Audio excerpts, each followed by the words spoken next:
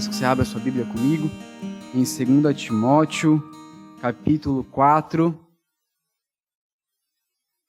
E nós vamos ler do verso 1 até o verso 5. 2 Timóteo, capítulo 4.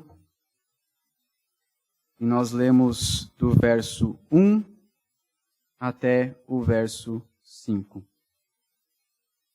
A palavra do Senhor diz assim: Eu te exorto diante de Deus e de Cristo Jesus, que há de julgar os vivos e os mortos pela tua vida e pelo seu reino. Prega a palavra, insiste, a tempo e a fora de tempo, aconselha, repreende e exorta com toda paciência e ensino. Porque chegará o tempo em que não suportarão a sã doutrina, mas, desejando muito ouvir coisas agradáveis, ajuntarão para si mestres segundo o seu próprio desejo. E não só desviarão os ouvidos da verdade, mas se voltarão para fábulas. Tu, porém, sê equilibrado em tudo, sofre as aflições, faze a obra de um evangelista e cumpre o teu ministério. Feche seus olhos, vamos orar nessa noite antes de ouvirmos a palavra do Senhor. Senhor, nós te louvamos e te agradecemos por essa palavra tão maravilhosa. Obrigado, Senhor, porque aprove a Ti registrar essas palavras para nos instruir, Senhor, hoje, em 2020, Senhor, tantos anos depois. Muito obrigado, Senhor. Obrigado pelo Teu Santo Espírito que fala aos nossos corações. Eu te peço que nesse momento, Senhor, leve cativo as nossas mentes e corações, para que possamos ser instruídos por Ti, Senhor. Livra-me, a mim, Senhor, de falar qualquer coisa que venha de mim, mas que tudo que eu fale aqui seja palavras do Teu Santo Espírito, instrumentos Teus nas Tuas mãos para penetrar os nossos corações. É o que nós te pedimos, no nome santo de Jesus. Amém. Amém? Amados, certamente, se não 100%, 99% de certeza, acho que todo mundo aqui tem algum caos, alguma situação que se lembra do seu primeiro dia, do seu primeiro emprego, ou do sua primeira turma de aula, ou o primeiro em qualquer lugar, né? Eu tenho um caso específico do meu primeiro trabalho, onde eu trabalhava de fazer as coisas da rua, pagando as contas, o famoso office boy, né? Fazia de tudo um pouco. Eu lembro que num determinado dia, era dezembro, meu chefe me deu as contas para ir pagar na lotérica, me deu 4 notas de R$50. Eu fui lá, dezembro, Blumenau, todo mundo sabe que é quente pra caramba. Naquele tempo a internet bank não funcionava direito, ninguém tinha quase, então você imagina a fila da lotérica em dia de pagamento, em dezembro. Lá vai o Daniel com as contas, com R$200 para pagar as contas. Fiquei na fila até que eu cheguei lá para ser atendido. Entreguei a conta, entreguei o dinheiro. A mulher passou as contas. Quando ela pegou o dinheiro, ela olhou. Ela pegou uma nota e me devolveu. Moço, essa nota aqui é falsa. Tomei um susto na hora. Foi a primeira vez que eu ouvi uma nota falsa na minha vida. Além de eu não conseguir pagar as contas, mesmo cansado e suado, não tinha o que fazer com aquela nota. A empresa perdeu R$50. Não tinha como devolver para o cliente, não tinha como trocar a nota. Era uma bela nota de R$50, não servia para nada, só para jogar no lixo. E esse texto fala algo parecido. Ele fala de um falso objeto de valor. Ele fala de um objeto que parece que tem valor, mas não tem. Ele fala esse texto sobre um falso evangelho, e é sobre isso que eu e você vamos falar nessa noite. Quem nos deu essa instrução, então, como eu já falei no início, foi o apóstolo Paulo, nessa carta que ele escreveu ao seu discípulo Timóteo, como ele fala lá no versículo 2 do primeiro capítulo, que ele chama de filho amado. Ele tinha um amor muito especial por Timóteo. Essa carta ela foi escrita na seguinte situação. O imperador Nero de Roma, ele tinha ateado fogo, a gente já ouviu isso várias vezes, em Roma, com o objetivo de reconstruir ela.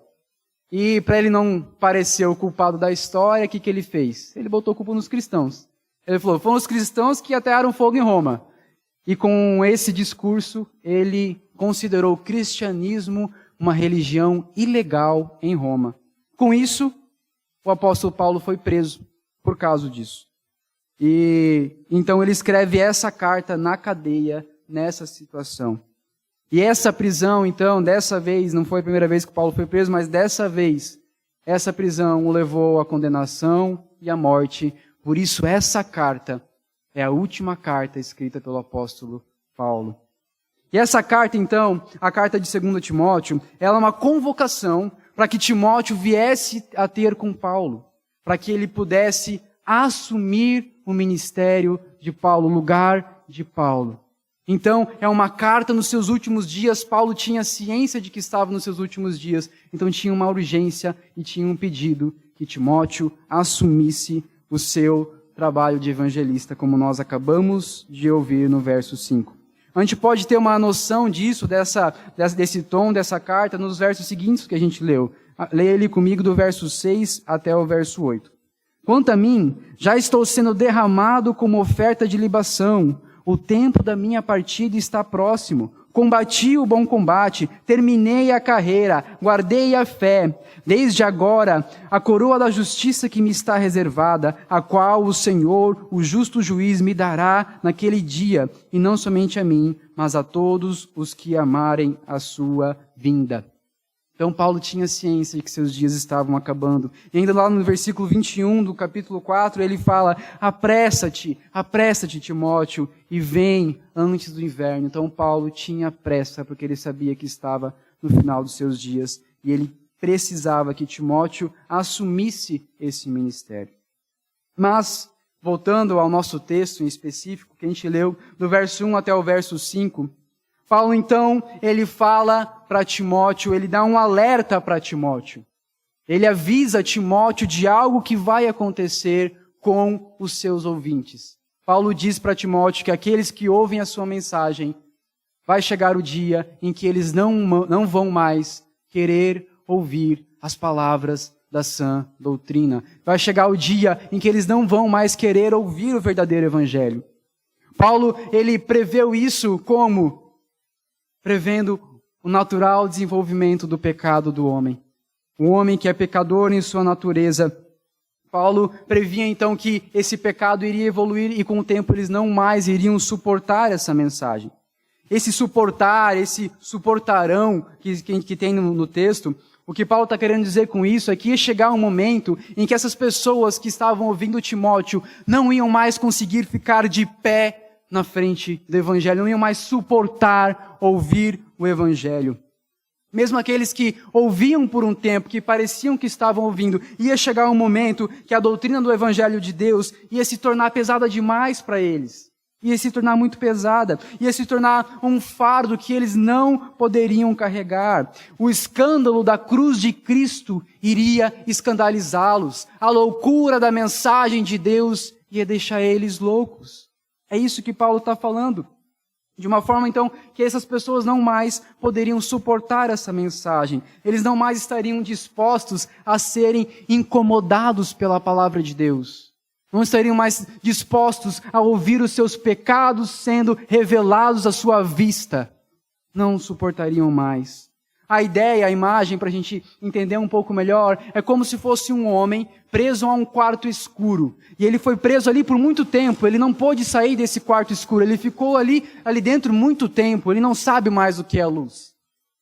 Mas num determinado momento ele é solto, ele sai por algum motivo daquele quarto. E quando ele sai, ele entra num dia mais ou menos que a gente teve o dia de hoje, com um sol forte, um sol a pino, assim, um sol claro. Seu olho vai doer, seu olho vai arder, porque o seu olho não está mais acostumado a ver aquela luz. Nunca mais viu aquela luz. E esse homem, a primeira coisa que ele quer é voltar para sua prisão, voltar para sua caverna escura, onde ele fica mais confortável, onde o olho dele não dói, onde ele fica tranquilo. É mais ou menos essa a ideia. Eles não suportavam a luz do Evangelho, eles não suportavam a mensagem do Evangelho e queriam voltar para a sua atitude mundana de pecados. Isso certamente aconteceu com Timóteo. Se Paulo está falando aqui que ia acontecer, certamente aconteceu com ele. Chegou esse tempo para Timóteo em que os seus ouvintes não queriam mais ouvir a mensagem do Evangelho. Mas não é exclusividade de Timóteo isso. A gente já vê isso no Antigo Testamento. A gente vê alguns personagens bíblicos que fugiram de Deus. A gente vê Adão, o primeiro ser humano, fugindo da presença de Deus e se escondendo da presença de Deus, porque estava envergonhado dos seus pecados. A gente vê Faraó não suportando admitir que seus deuses eram falsos, e por fugir disso, foi destruído por Deus. A gente vê o rei Acabe, lá no Antigo Testamento, que preferiu ouvir 400 falsos profetas do que um único profeta verdadeiro. Ele foi à guerra contra a direção de Deus, fugiu da palavra de Deus e foi morto por uma flecha que foi lançada ao acaso.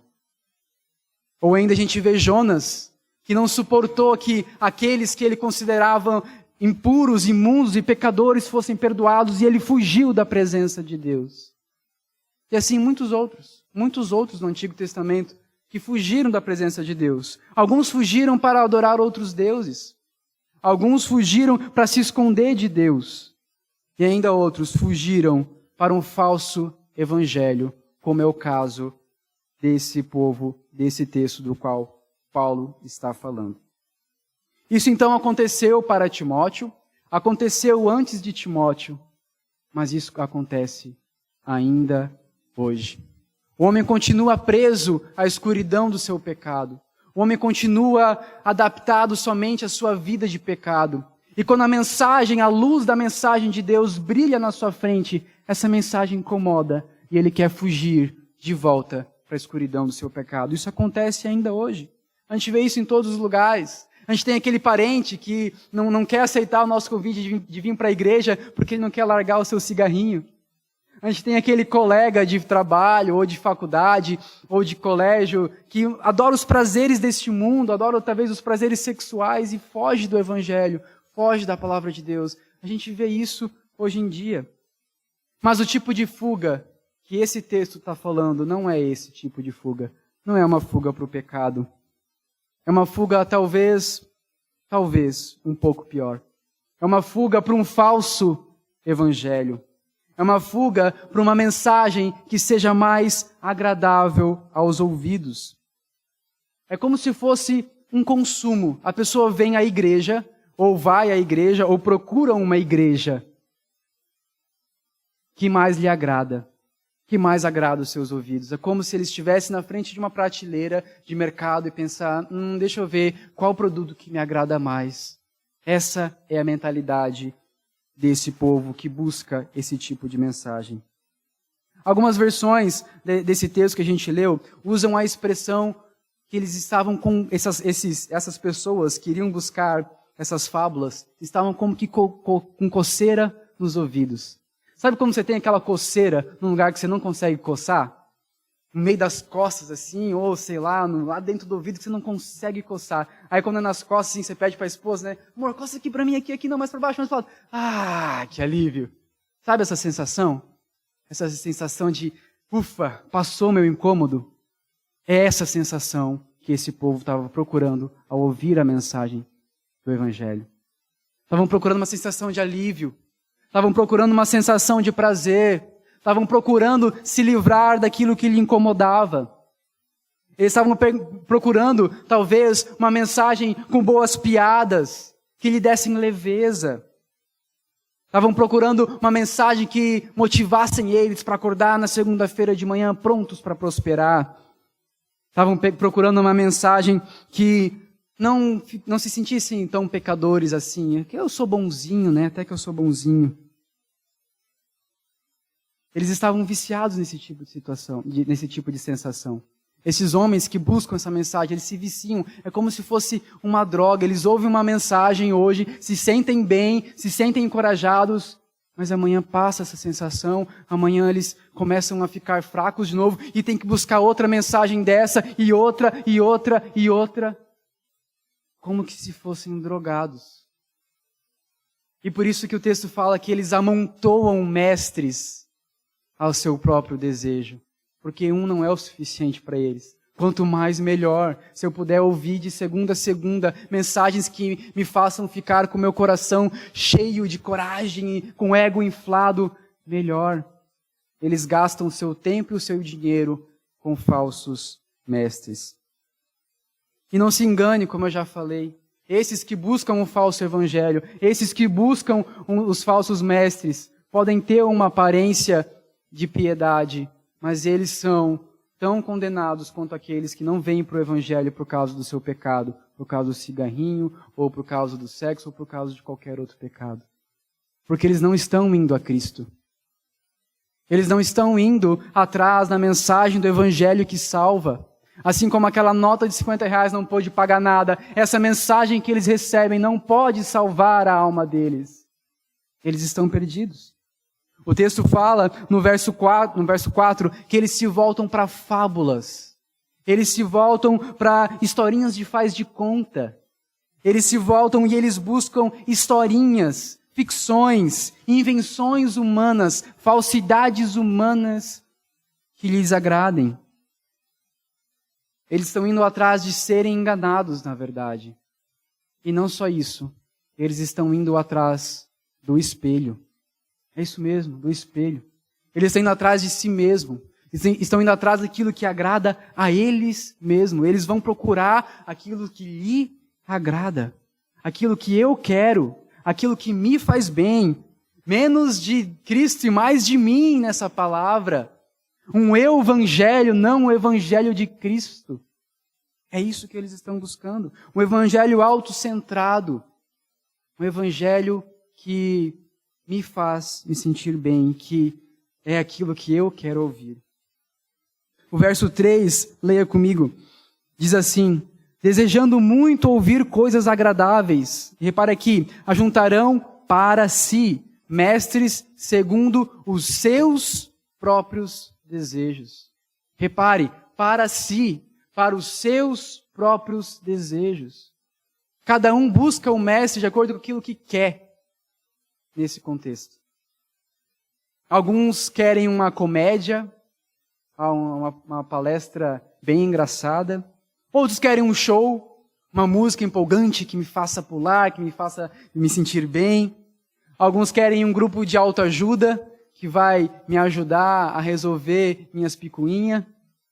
Alguns querem uma palestra motivacional com um bom testemunho de como a pessoa conseguiu romper em vitória em vitória. Alguns querem uma associação, um clube onde eles possam se divertir ali de alguma forma.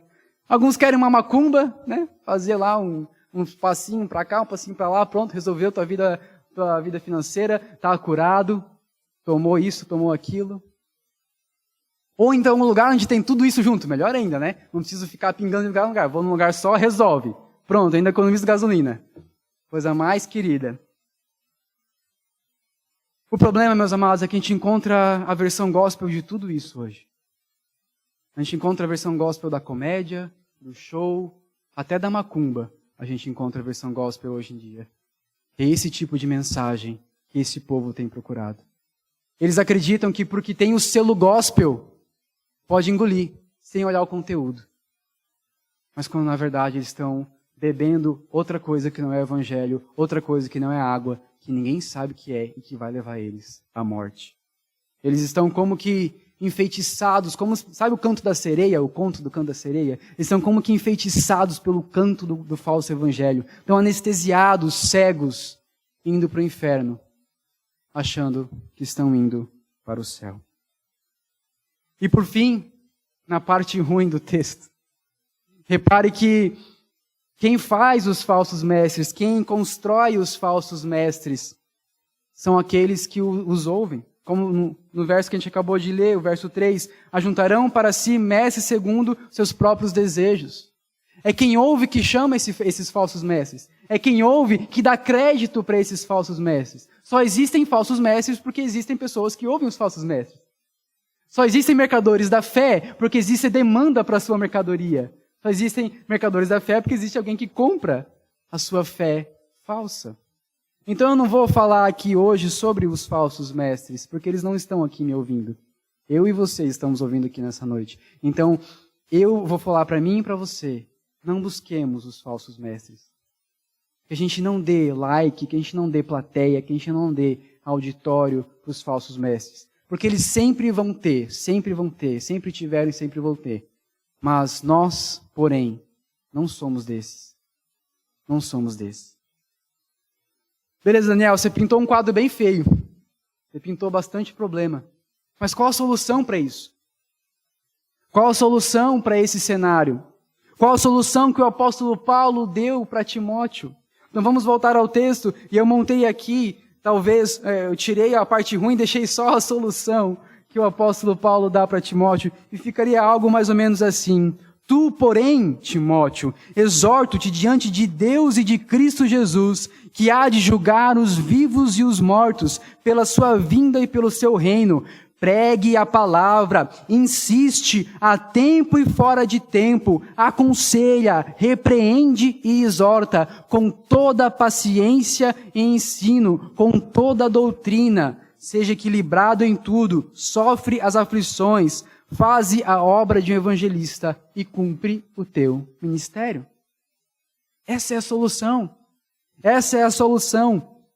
Paulo, então, ele exorta Timóteo que ele pregue o evangelho.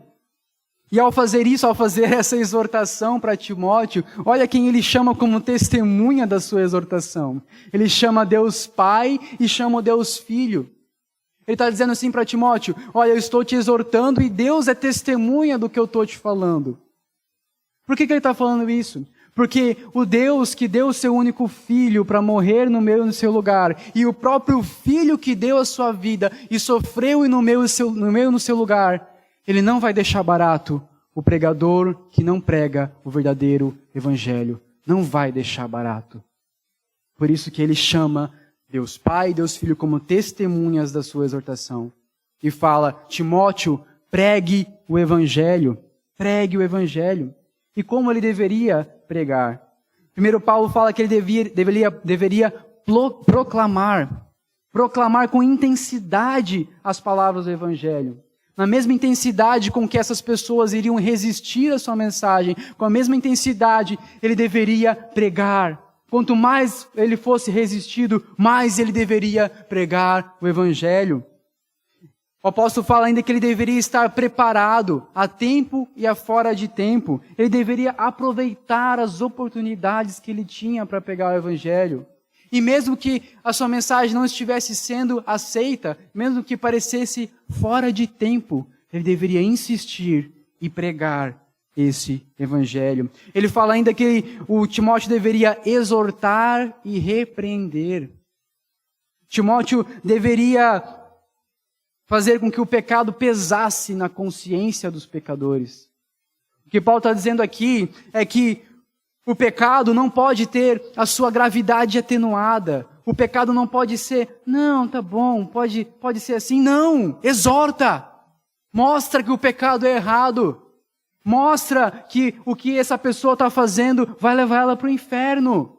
É isso, exorta. E por fim, o apóstolo Paulo fala: aconselha, com paciência e com ensino. Então, Timóteo devia fazer tudo isso, sim, mas com amor e com sabedoria, para que essa palavra que ele proclamasse fosse efetiva no seu efeito desejado.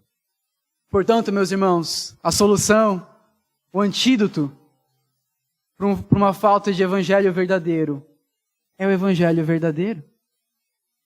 O antídoto para uma falta de evangelho verdadeiro é o evangelho verdadeiro.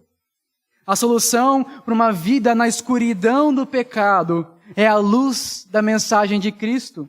A solução para aqueles que vivem enganados por uma falsa mensagem é que tenham a verdade do evangelho revelada a eles.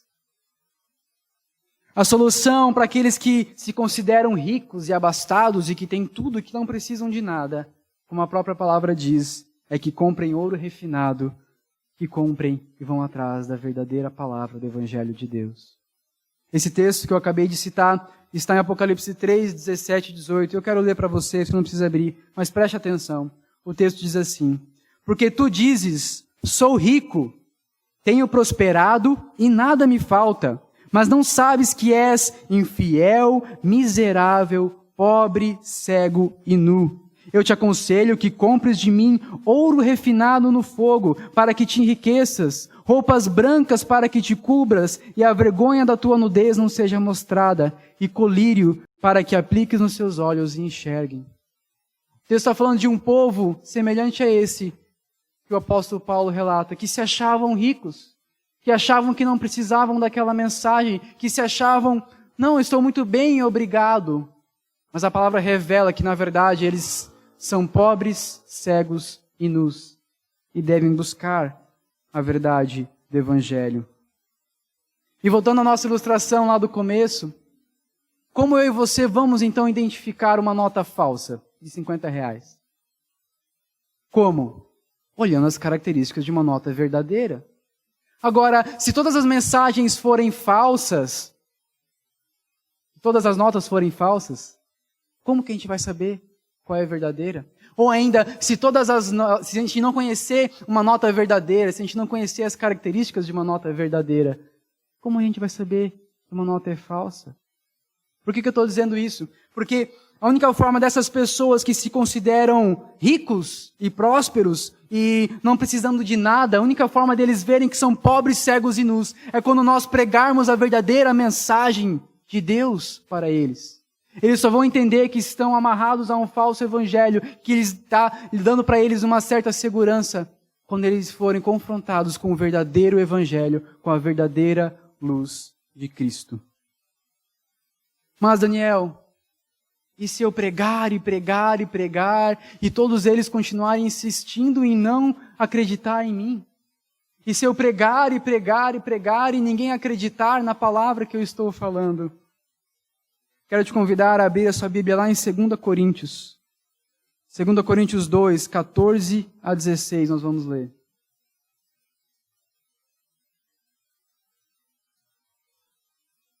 2 Coríntios, capítulo 2, nós vamos ler do 14 até o 16.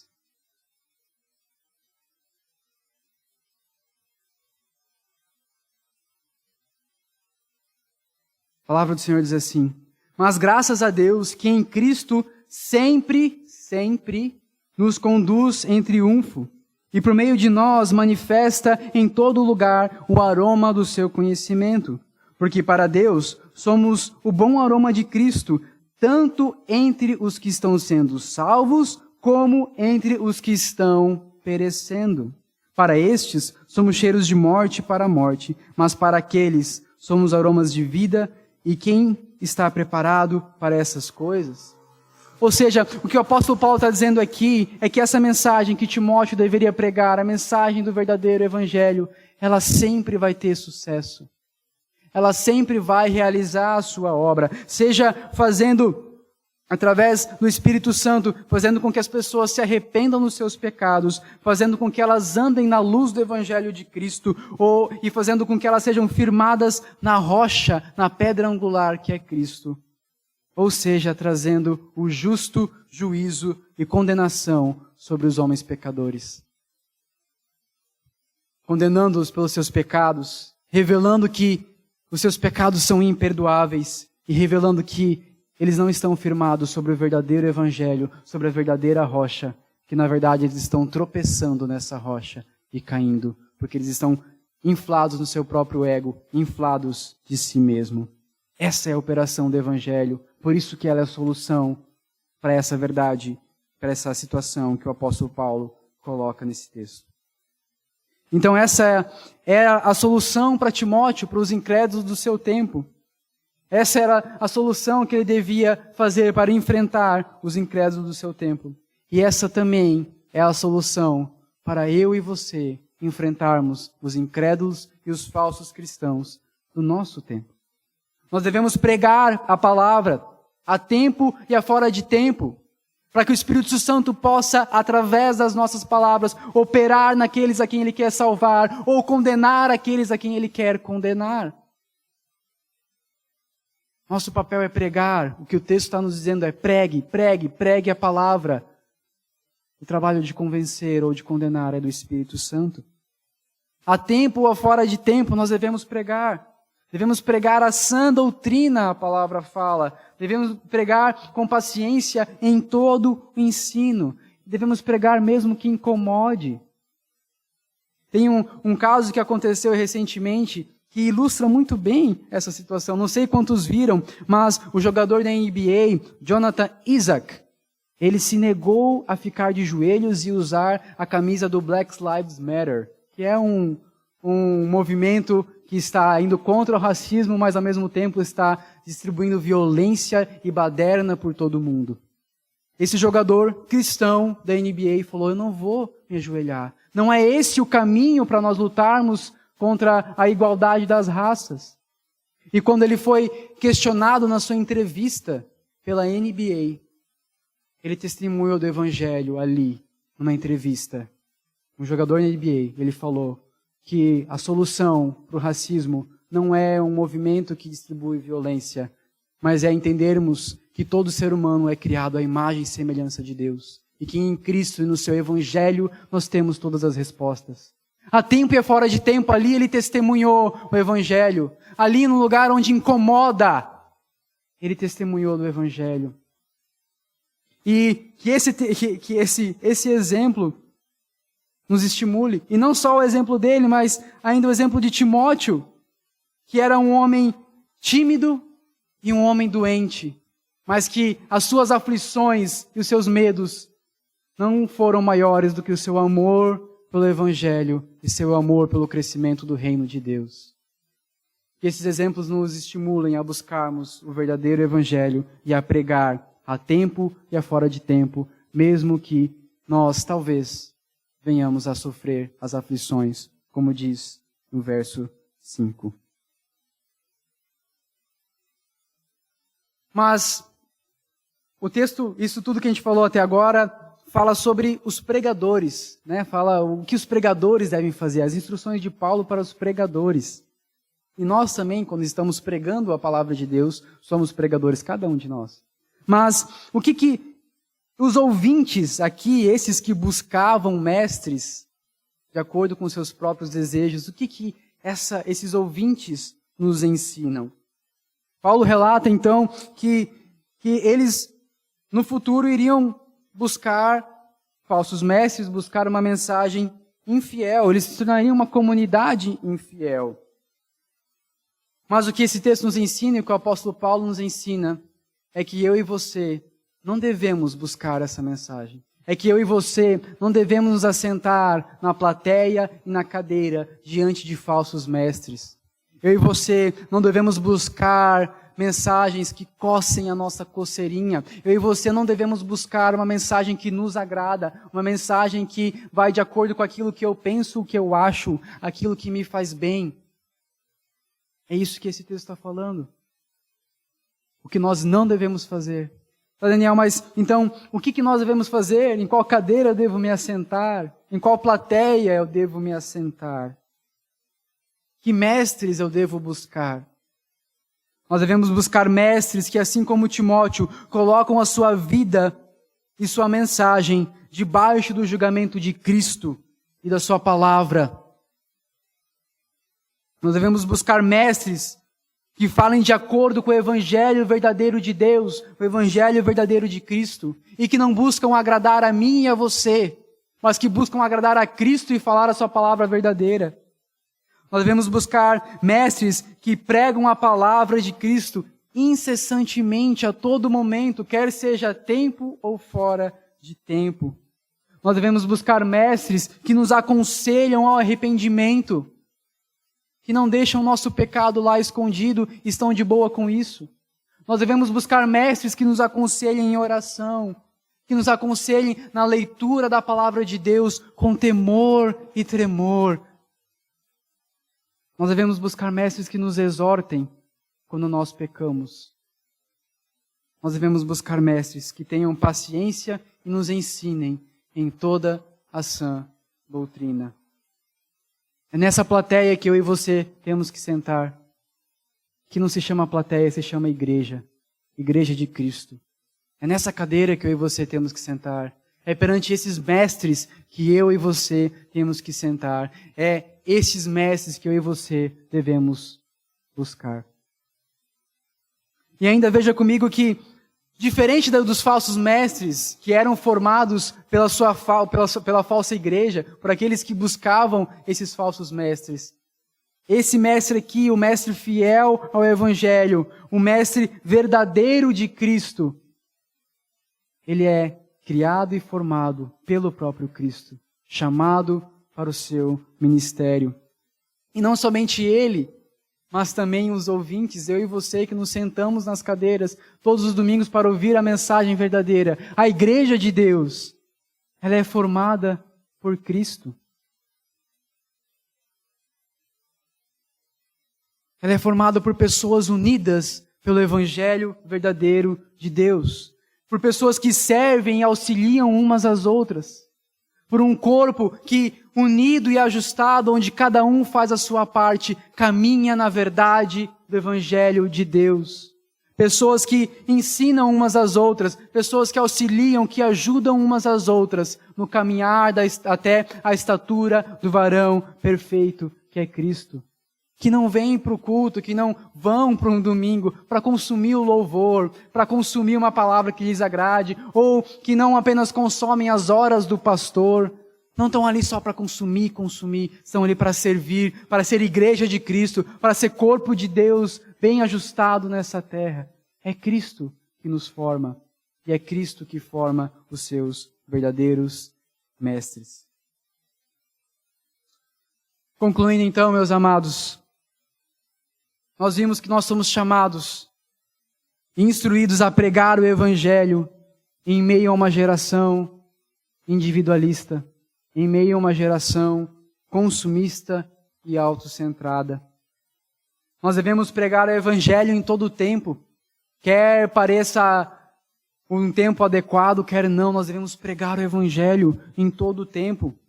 Nós devemos deixar este Evangelho de Deus brilhar através das nossas vidas. Expulsar a escuridão das trevas, expulsar a escuridão do pecado, a começar pela minha e pela sua vida. Nós devemos se alimentar deste Evangelho e deste Evangelho falar, e não aquilo que nos agrada, e não o falso Evangelho. Portanto, meus amados, cuidado. Cuidado com os nossos tempos. Cuidado com os falsos mestres. Cuidado. Cuidado com o egoísmo que anda aí na rua e que às vezes pega em nós. Cuidado com esse individualismo que faz com que nós busquemos as coisas que nos agradem. Cuidado com esse individualismo que às vezes nós abraçamos e fazemos com que ele faça parte do nosso caráter. E nós acabamos vindo à igreja como se fosse uma loja de um shopping center. Cuidado. Cuidado, não é isso que a palavra de Deus nos ensina. Examine as mensagens que você ouve, tanto aqui como na internet ou em qualquer lugar. Examine essa mensagem não por aquilo que te agrada, não por aquilo que te faz sentir bem, não pelo que o teu coração acha que é certo, mas examine a palavra que você ouve através das Escrituras, através da palavra de Deus. Essa é a nossa régua de fé e prática, sempre. Fuja dos falsos mestres. Não dê plateia para eles. Não dê likes para eles. Que não sejamos nós que apoiemos os falsos mestres. Valorize a sua igreja. Valorize os seus mestres se eles pregam o verdadeiro evangelho. Valorize. Sirva os seus irmãos. Sirva uns aos outros. Para que nessa caminhada como igreja de Cristo, formada e firmada por Cristo, cheguemos à estatura do varão perfeito. Busque então ser útil e abençoador uns dos outros como igreja formada por Cristo. E não pensando apenas em si mesmo, não pensando apenas naquilo que é bom para você mesmo. E pregue, amados, pregue a palavra, seja a tempo ou seja fora de tempo. Porque nós, porém, eu e você, diferente desses que não têm o verdadeiro evangelho e não fazem parte da verdadeira igreja, nós, eu e você, somos bem-aventurados. Bem-aventurados porque aprove a Deus nos fazer participar do seu corpo, nos fazer participar da sua igreja. Eu e você somos bem-aventurados porque nós somos instruídos e consolados pelo Espírito Santo de Deus. Eu e você somos abençoados porque nós temos uma igreja que prega o verdadeiro evangelho, que zela pela verdade do evangelho. Eu e você somos abençoados porque temos um pastor que busca cumprir o seu ministério. Eu e você somos bem-aventurados, meus amados. Eu e você somos bem-aventurados porque encontramos uma igreja formada por Cristo, um pedaço do corpo de Cristo na terra. Então valorize esse corpo de Cristo. Ame a sua igreja. Cuidado com o egoísmo, cuidado com este século. E que possamos, eu e você, sermos uma igreja que prega a palavra e que unidos uns com os outros, façamos uns e os outros crescerem na verdade do Evangelho de Deus. Amém? Vamos orar? Feche seus olhos.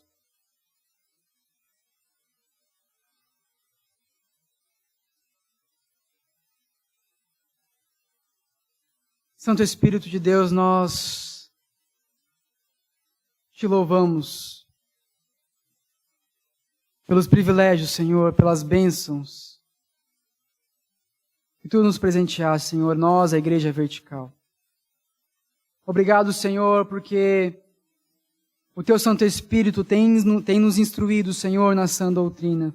Tem nos instruído, Senhor, na verdadeira palavra, através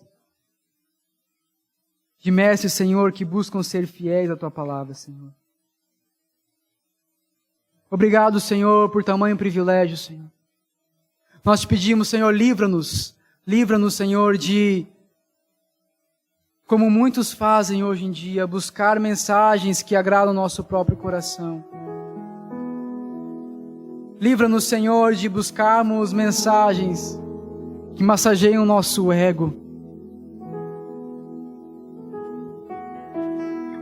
Livra-nos, Senhor, de tratar a sua igreja, o corpo de Cristo, formado por Cristo, como se fosse uma loja, como se fosse um lugar de consumo. Livra-nos, Senhor, de tamanho mal. Livra-nos, Senhor. Tu nos abençoes, ó Pai, com a Tua graça, com a Tua sabedoria, para que possamos continuar pregando a Tua palavra, Senhor. Mas também para que venhamos a pregar, Senhor, ela em todo momento. Quer seja tempo, Senhor, ou fora de tempo. Que sejamos testemunhas fiéis de um evangelho verdadeiro e fiel.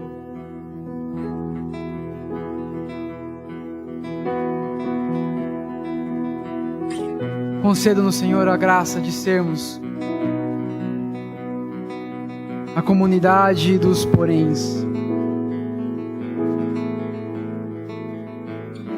Ensinado, Senhor, pelo Teu verdadeiro Evangelho até o final das nossas vidas. Sustenta-nos, Senhor, fiéis até o fim. É o que nós te pedimos e te louvamos, no nome santo de Jesus.